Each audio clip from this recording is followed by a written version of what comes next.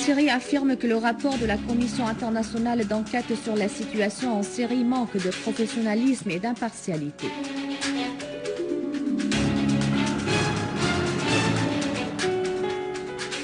L'Australie reconnaît l'existence de plus de 100 Australiens en Syrie qui combattent avec les groupes terroristes armés.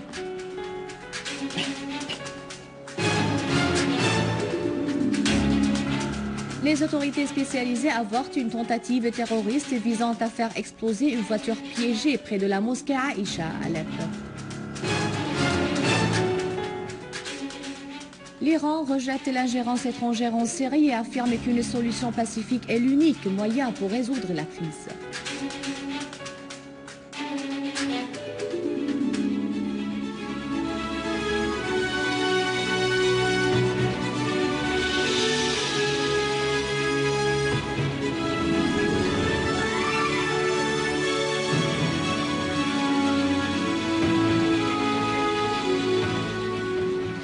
Bonsoir, les détails du journal. La Syrie a affirmé que le rapport publié par la Commission internationale d'enquête sur la situation en Syrie s'était caractérisé de précipitation dans la présentation des informations non vérifiées et qui manquent de professionnalisme et d'impartialité.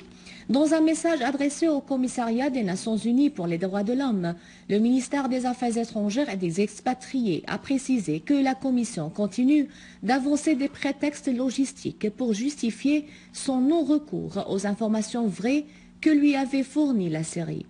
Le ministère a indiqué que la Commission a continué d'évoquer des questions et des informations erronées et d'avancer de faux arguments juridiques qui ne sont pas de ses prérogatives, notamment ses allégations sur l'utilisation des bombes à fragmentation, ce qui est absolument inacceptable.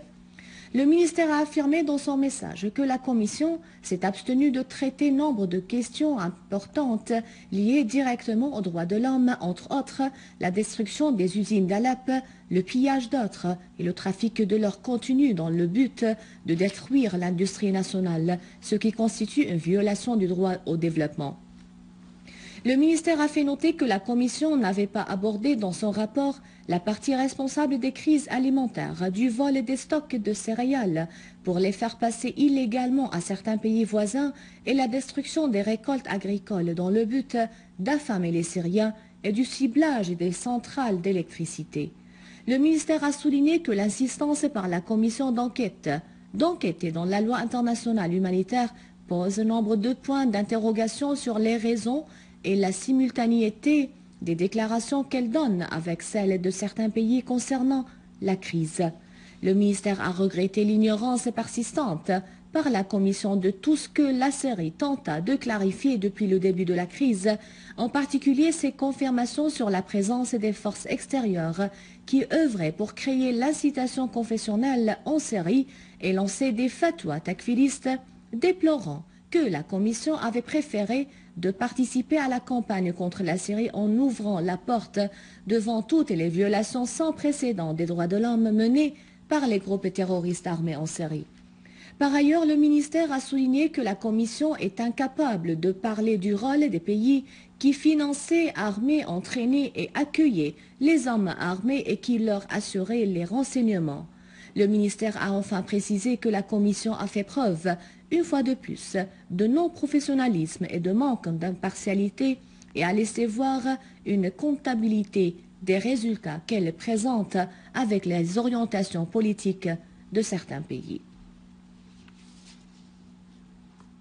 La commission d'enquête internationale chargée par le Conseil des droits de l'homme d'enquêter en Syrie sur ce qui se passe comme événement persiste à politiser ces rapports qui manquent de précision, d'objectivité et de neutralité. Ces mêmes rapports ne reflètent point la réalité des faits et des événements sur le terrain.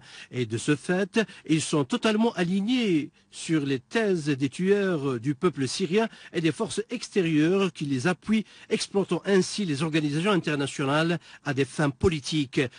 Le dernier rapport en date de la dite commission s'est basé sur des sources médiatiques non crédibles et sur des millions invérifiables, voire virtuelles et douteuses, ignorant paradoxalement les lettres adressées par les autorités syriennes contenant des preuves tangibles et réelles et aussi authentifiées et documentées envoyées aux instances onusiennes. Ces rapports persistent donc à insérer une série de malversations, d'accusations erronées sans aucune preuve. Les constats de ces rapports intempestifs et tendancieux a fait sortir la commission d'enquête de ses prérogatives puisqu'il a ignoré de souligner la cause principale qui était derrière la souffrance des Syriens représentés par des pays et des forces œuvrant dans le but d'attiser la crise via l'armement, le financement et l'entraînement des gangs terroristes en plus du trafic d'armes et d'infiltration des combattants terroristes takfiristes appartenant à l'organisation fondamentaliste Al-Qaïda. Leur credo est la tuerie bestiale et abjecte des Syriens, selon les aveux des chefs de cette nébuleuse et des déclarations explicites de certains dirigeants de ces pays. La commission s'arrogeant le droit d'enquêter en vertu du droit international humanitaire et non pas selon une résolution du Conseil de sécurité, mandatant la commission d'enquêter en Syrie, n'a pas osé aborder avec objectivité et responsabilité le terrorisme destructif et le chaos pratiqué par les gangs terroristes de mercenaires pour anéantir tout fondement de l'État syrien en s'attaquant directement aux infrastructures et aux services socio-éducatifs du peuple syrien dont les usines, les fabriques et les fermes. L'Iran a réitéré son refus de toute intervention étrangère en Syrie, affirmant que seule une solution pacifique pourrait désamorcer la crise dans ce pays et qu'une telle solution pourrait être réalisée à travers le dialogue national entre les Syriens eux-mêmes. Le porte-parole du ministère iranien des Affaires étrangères, Rami Mahmoudprest, a déclaré dans une interview accordée à la télévision Al-Manar que le peuple syrien est capable de décider lui-même de son sort à travers les élections et qu'il ne faut pas permettre aux pays étrangers de s'immiscer dans les affaires syriennes internes. Ceux qui demandent la démocratie et disent que le peuple syrien, comme tous les peuples du monde, veut réclamer ses droits, doivent aider à instaurer la stabilité et la sécurité en Syrie en arrêtant l'envoi d'armes aux terroristes et en œuvrant pour faire cesser la violence et amorcer un dialogue, a ajouté Mahmoudprest, soulignant que Téhéran a soumis des propositions à cet égard à de nombreux pays et est en train de les examiner avec ces pays.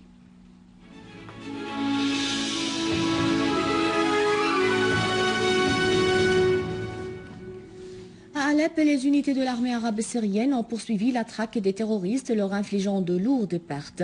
En effet, l'armée a liquidé plusieurs terroristes qui perpétraient des actes de sabotage et de vol sur la route Al-Misselmiye et dans les régions d'Al-Sheikh Fares, Hraytan et Sheikh Saïd dans la banlieue d'Alep.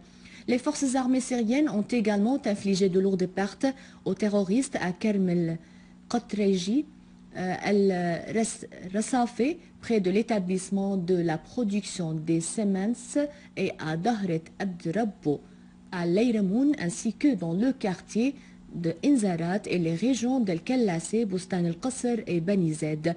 Par ailleurs, des groupes terroristes ont attaqué l'hôpital psychiatrique Ibn Khaldoun dans la région de Douerina, dans la banlieue d'Alep, où ils ont agressé les malades et le corps médical et paramédical, comme ils ont vandalisé les équipements et les meubles de l'hôpital.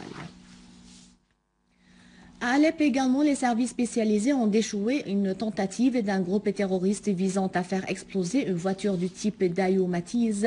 La voiture piégée par 4 engins explosifs pesant chacun entre 6 à 7 kg a été garée en face de la mosquée de Aïcha dans la région de Khalidia. Dans le village de Ma'arata situé à Khan Touman, dans la banlieue d'Alep, une unité de nos forces armées a saisi dans l'un des repères des groupes terroristes armés une batterie de lance-missiles produites localement, ainsi que des missiles, des mitrailleuses et des bombes.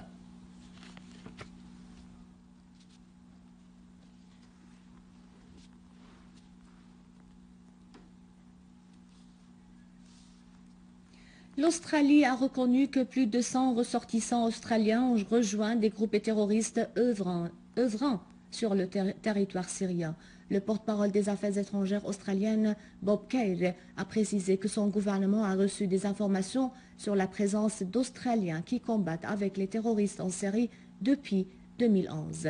Bob Keir a mis en garde que ces personnes courent en Australie une peine de prison de 20 ans selon la jurisprudence du pays qui interdit à ses ressortissants de participer à des opérations militaires à l'étranger. De même, le porte-parole des affaires étrangères a expliqué que la loi australienne condamne à 7 ans de prison toute personne qui aide à embrigader de citoyens australiens à combattre à l'extérieur du pays. Les affaires étrangères australiennes avaient diffusé un communiqué le 2 janvier en cours au sujet de la mort d'un ressortissant australien au cours de sa participation à des opérations militaires en Syrie aux côtés d'un groupe armé. Des journaux occidentaux tels Wall Street Journal, The Times, Daily Telegraph et The Guardian ont tous publié des reportages sur le financement et le trafic des groupes terroristes œuvrant à travers les frontières turques.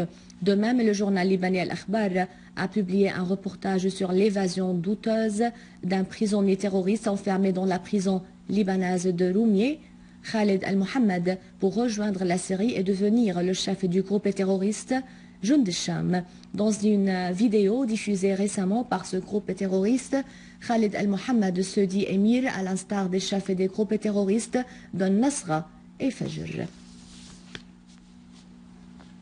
À la fin de ce journal, un rappel des titres.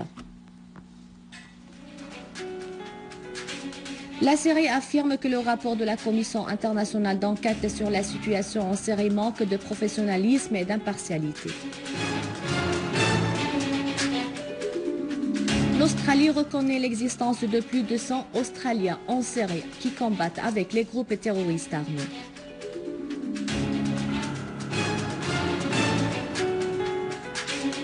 Les autorités spécialisées avortent une tentative terroriste visant à faire exploser une voiture piégée près de la mosquée Aïcha à Alep. Et l'Iran rejette l'ingérence étrangère en Syrie et affirme qu'une solution pacifique est l'unique moyen pour résoudre la crise. C'est la fin du journal. Merci de votre fidélité. Je vous rappelle que vous pouvez consulter notre site internet syriaonline.sy pour revoir ce journal et davantage d'informations. Au revoir.